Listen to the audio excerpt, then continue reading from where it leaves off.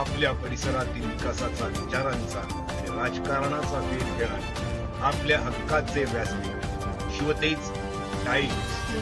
नवनवीन बातम्या आणि व्हिडिओज पाहण्यासाठी आजच आमच्या शिवतेज टाइम्स या चॅनलला सबस्क्राईब करा आणि बेल आयकॉनवरती दाबा. सर्वांना सर्वप्रथम जय महाराष्ट्र.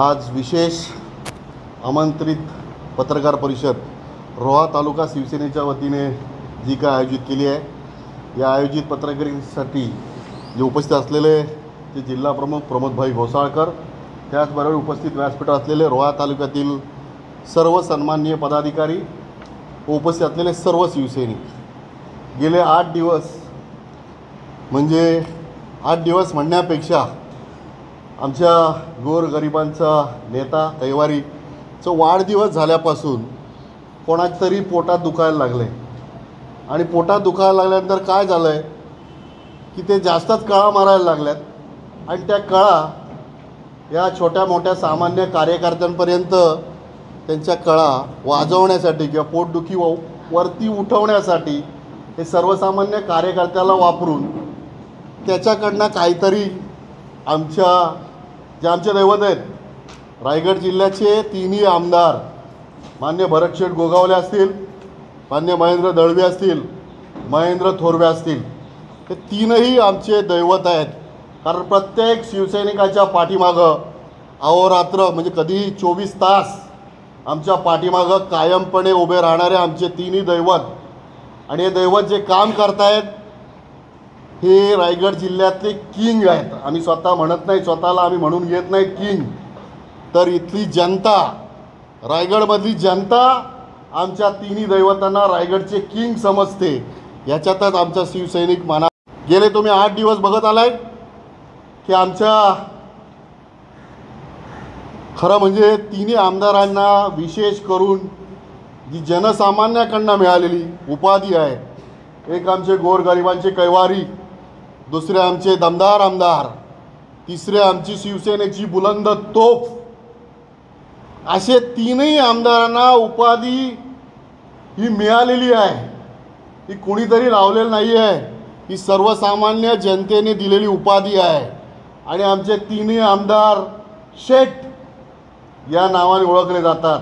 म्हणून कुणीतरी 8-15 दिवसापूर्वी एका क्लिपमध्ये म्हणणारे होते, हेच काय गोरगरिबांचे सेठ, आम्ही नाही का? तर तुम्ही कधीच होऊ शकणार नाहीत गोरगरिबांचे सेठ. असतो जे बोलायचं आहे ते रोख आणि ठोक. म्हणून सांगतोय की जे महेंद्र दळवींनी केलेले काम, महेंद्र दळवींनी केलेले विकास कामं आणि तुमची विकास कामं होऊन जाऊ द्या. आमचे आमदार तर तुमच्याबरोबर बाईट करायला तयार आहेत. तुमची तयारी पाहिजे, डिबेट करायची तुमची तयारी असेल तर तुम्ही आमच्या महेंद्र शेठ बरोबर बसायला तयार राहा. दुसरा विषय, जर तुम्ही शिवसैनिकांनी सुतारवाडीचा गेट बघितला नाही, आमच्या आमदारांनी दिलेल्या आदेशाप्रमाणे प्रत्येक शिवसैनिकांनी काम केलं. परंतु आमदारकीच्या काळात केवळ आमचा अलिबाग मतदारसंघ जर बघितला तर अलिबाग मतदारसंघातले राष्ट्रवादीच्या नेत्यांनी, कार्यकर्त्यांना बोलत मी नेते म्हणून घेतोय, या नेत्यांनी आमच्या आमदाराची चौकट किती वेळा झिजवली असेल याचा पण अभ्यास करावा. प्रामाणिकपणे काम केलं. आणि मी आवर्जून सांगतोय की ज्या गावामध्ये त्यांच्या उभ्या हयातीच्या निवडणुकीमध्ये एक मत मिळालं नव्हतं, त्या गावामध्ये मी 200 मतं मिळवून दिलेत. हे त्यांनी मला स्टेजवरती सांगितलेलं आहे, हे मी जाहीरपणे सांगत आहे. मग आम्ही केलेलं प्रामाणिक काम आणि तुम्ही केलेली आमच्याशी गद्दारी, आणि हे गद्दारीत करत असताना आमच्या आमदारांना फसवलंच. भरत शेठला पाडण्याचा प्रयत्न केला. महेंद्र थोरवेंच्या इथे येऊन कसे फिरतो हे आमच्या मंत्री महोदयाने सांगितलेलं आहे. जर त्या दिवशी ही नक्कल केली नसती, चुकीची, परत म्हणतोय, चुकीची नक्कल केली नसती तर हा जो काय रायगडमध्ये चाललेला, जो काय महायुतीमध्ये जो काय मिठाचा खडा टाकण्याचा काम केलेलं आहे, हे जर केलं नसतं तर सर्व शांत होतो. परंतु गेले 4 दिवसापूर्वी इथले काही बगल बच्चे विनाकारण कायसाठी खटाटोप चालला आहे. तिकीट मिळायला पाहिजे, नगराध्यक्षाचं तिकीट. काय नगराध्यक्ष भेटतात की नगरसेवक मला माहिती नाही, पण यात हा यूज अँड थ्रो करणारा पक्ष आहे. कारण याचं जिवंत उदाहरण रोहा तालुक्याचा राष्ट्रवादी काँग्रेसचा उपाध्यक्ष हरिचंद्र वाजंत्री, ज्यांचं तुम्ही रोज आता ऐकताय काय फ्रॉड आहे, काय भामटा आहे, हे ऐका तुम्ही सगळं. आता त्या कार्यकर्त्याला उपाध्यक्ष, त्यांचा पोरगा तर मला वाटतंय तो विधानसभेचा युवा चणेराव विभागाचा युवा अध्यक्ष. हे बोलतोय म्हणजे माझ्याकडे फोटो आहेत, पत्र आहेत, त्यांना दिलेलं पत्र, ते करत असलेलं भाषण, याचं सगळं माझ्याकडं क्लिअर कट आहे. आणि आता ते काय सांगतायत की ते आमच्या पक्षातून आम्ही 1 वर्षापूर्वी हकलपट्टी केले. काय केलंय की चणेराव विभाग बांधायचा होता तिथपर्यंत हरचंद्र वाजंत्रीला वापरला आणि आता फेकायचं आहे म्हणून सांगितलं. राष्ट्रवादी काँग्रेस पक्ष दमदार आमदार महेंद्रशेठ दळवी यांनी जे जे कार्य केलंय, जे जे बोलले त्यांच्या समर्थनार्थ आहे. त्याचबरोबर आमचे शिवसेनेची तोफ, रायगडची तोफ महेंद्र थोरवे यांनी ज्या ज्या गोष्टी जाहीरपणे उघड केल्या आहेत त्यांच्या समर्थनार्थ ही पत्रकार परिषद आहे. फक्त या पत्रकार परिषदेतून एवढाच इशारा देतो आहे की रायगडची जनता ही सुज्ञ जनता आहे, रायगडची जनता ही सुज्ञ जनता आहे. म्हणून रायगड जिल्ह्यात भरत शेठच्या वाढदिवसाला लागलेले बॅनर तुम्ही बघा. रायगडच्या जनतेच्या मनातला पालकमंत्री कोण असेल? भरत शेठ गोगावले. हे सर्वसामान्यांची प्रतिक्रिया आहे.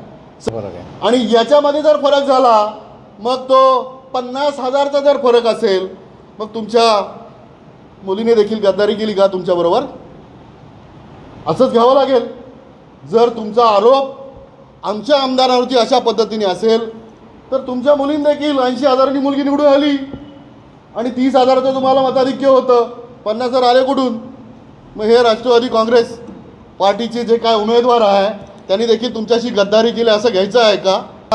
की ज्या पद्धतीने मी सांगितलं की राष्ट्रवादी काँग्रेस पक्ष हा विश्वासघाती पक्ष आहे आणि त्याप्रमाणे आमच्या 3ही आमदारांचा विश्वासघात करण्याचा प्रयत्न या राष्ट्रवादी काँग्रेसनी पक्षाने केले असल्यामुळे यापुढे या रायगड जिल्ह्यामध्ये जसे आमच्या आमदारांनी ठोसपणे सांगितलं आहे की यापुढे राष्ट्रवादीबरोबर युती नाही, तसं सामान्य कार्यकर्त्या म्हणून मी देखील माझ्या बाजूला जिल्हा प्रमुख यांची परवानगी घेऊन सांगतो आहे की आम्ही देखील राष्ट्रवादी काँग्रेसबरोबर यापुढे युती करण्यास तयार नाही आणि करणार नाही, एवढंच सांगतो आणि इथेच थांबतो.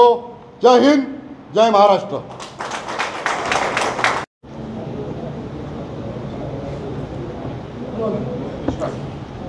आजच्या या पत्रकार परिषदेमध्ये उपस्थित असलेले शिवसेनेचे सर्व पदाधिकारी ज्यांनी आता मार्गदर्शन केले ते आमचे तालुका प्रमुख मनोज शिंदे, आमचे उस्मान रोहेकर, सर्व पदाधिकारी आणि माझे पत्रकार बंधू आणि भगिनींनो, खूपसा समाचार आमच्या तालुका प्रमुखांनी घेतलेला आहे. ही वेळ का आली आणि कुणामुळे आली त्याचाही सुद्धा संक्षिप्त त्यांनी माहिती सांगितलेली आहे. माझा मुद्दा असा आहे की रायगड जिल्ह्यामध्ये सुनील तटकरेंना असं वाटतं की माझ्यापेक्षा कोण मोठा होता कामा नये. रायगड जिल्ह्यामध्ये मी जे करीन तेच होईल, पण असं होणार नाही. ही लोकशाही आहे. लोकशाहीमध्ये प्रत्येकाचा पक्ष वाढवण्याचा, प्रत्येकाला मोठं होण्याचा अधिकार आहे. याचा पूर्वीचा इतिहास पाहिला तर सुनील तटकरेने ज्यांच्यामुळे मोठे झाले त्यांच्याशी सगळ्यांशी गद्दारी केलेली आहे. आदरणीय अंतुले साहेब असतील, आदरणीय शरद पवार असतील, आदरणीय अशोक साबळे असतील, या ठिकाणी कैलासवासी माणिकराव जगताप असतील, अशा अनेक लोकांशी गद्दारी केलेली आहे. नवे तर भाई पाशीलकरांनासुद्धा घरी बसवण्याचं काम सुनील तटकरेंनी केलेलं आहे असं माझा त्यांच्यावर आरोप आहे.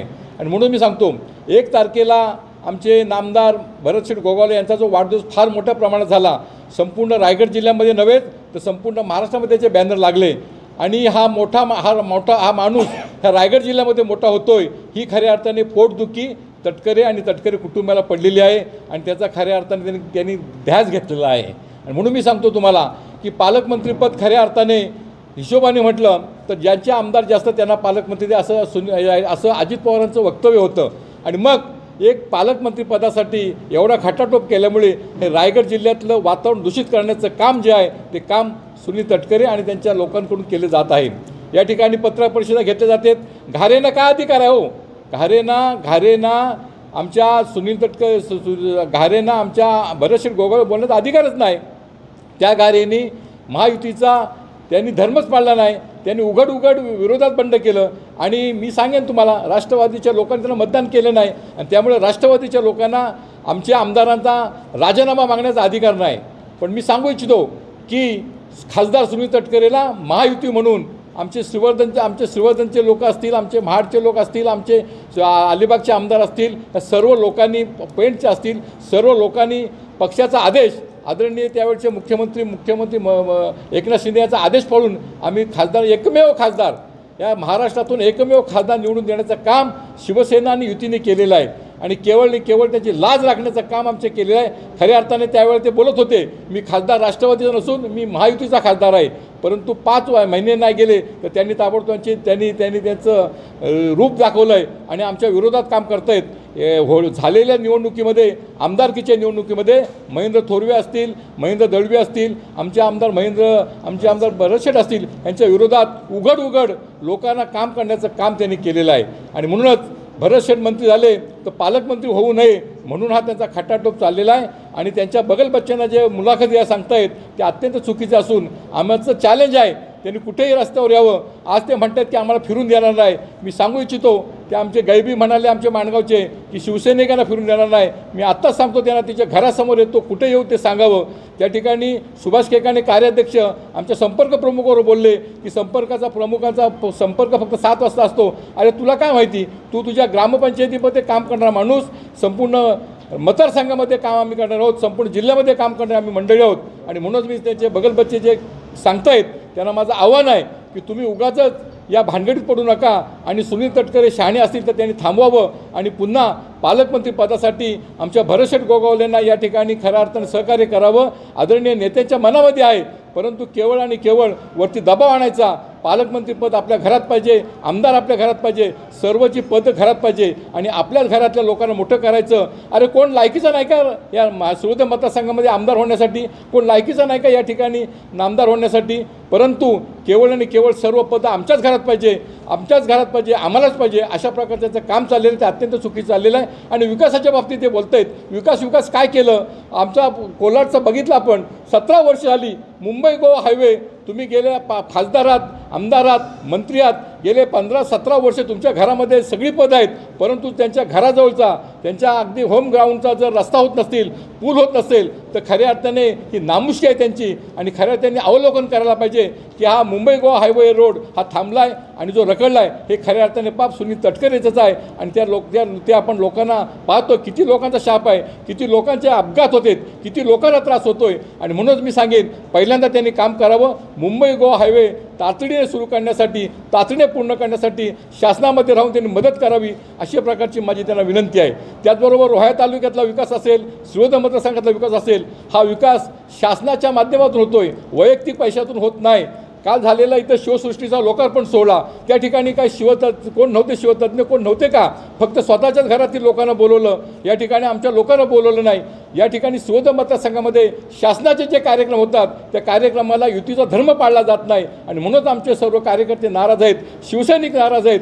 केवळ स्वतःचे फोटो लावायचे, स्वतःच्या मुलीचा फोटो लावायचा, स्वतःच्या मुलगा माजी आमदार आहे तरी आमदार म्हणून लावायचा आणि फक्त आपल्या घरातील लोकांचे फोटो लावायचे, बाकीच्या लोकांचे फोटो लावायचे नाहीत, बाकीच्या लोकांना कार्यक्रमाला बोलवायचे नाहीत। आणि युतीचा धर्म प्रांताध्यक्ष असलेल्या माणसाने प्रथम तुम्ही महायुतीचा धर्म पाळावा आणि मगच आम्हाला सांगावा की युतीचा धर्म पाळला की नाही। अरे गद्दारी आम्ही केलीच नाही, गद्दारी आम्ही गप्प बसलो। लोकसभेमध्ये आमचे सांगितलं ते सर्व आमचे मंडळी की लोकसभेमध्ये आमच्या लोकांनी अगदी छातीवर दगड ठेवून त्यांनी काम केलेलं आहे, पण नंतर त्यांनी ताबडतोब विरोधात काम केल्यामुळे आमचे लोक नाराज झालेत। म्हणूनच आम्ही आज सांगतो की येणारी कुठलीही निवडणूक असेल त्या निवडणुकीमध्ये शिवसेना भाजप युती करेल, परंतु राष्ट्रवादीची युती होणार नाही, हा आमचा ठाम मत आहे। वरिष्ठांनी काही आदेश दिला तरी आम्ही त्याचं पालन करणार नाही। स्थानिक लेवलला जे आमचे कार्यकर्ते सांगतील ते कार्यकर्त्यांचा आम्ही त्या ठिकाणी विचार केला जाईल आणि भविष्य कालावधीमध्ये आमचा पक्ष वाढवायचा हा आम्हाला पूर्ण अधिकार आहे, ते करण्यासाठी आम्ही सज्ज आहोत। अशा प्रकारचं या ठिकाणी मी आपल्याला सांगू इच्छितो।